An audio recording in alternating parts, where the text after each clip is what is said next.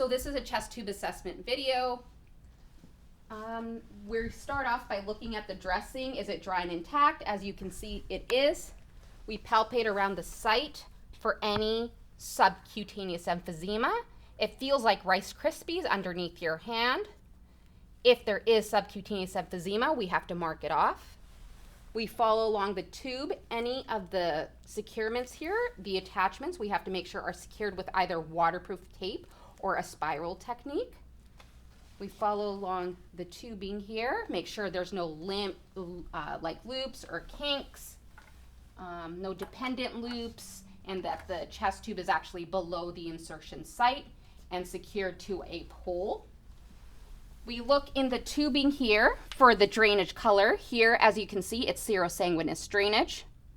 We follow along here and look at the collection chamber here where the drainage is going to go.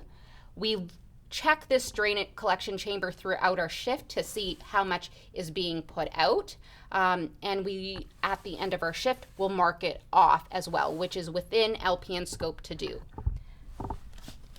Then next we go to this chamber here where you would note fluctuation or tidling, as we call it. And this fluid goes up and down.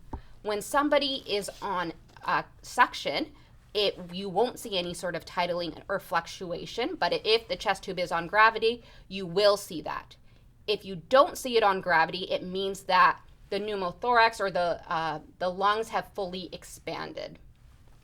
Here is the air leak chamber. This is where you see, first of all, that the water is filled to this mark here, this 20 mil mark. It says fill to here. It needs to be filled there. And you also look for any sort of air leak.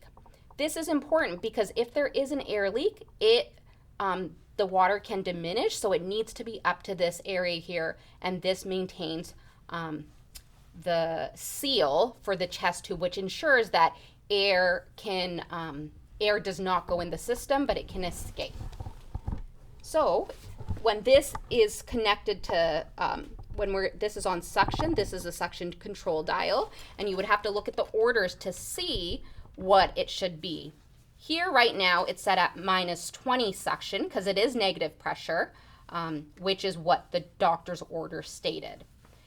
As you can see, this ball is not floating. There's no negative pressure indicator because it can be on gravity. So nothing would be connected here if the chest tube was to gravity. If it is on suction, this is what you will see.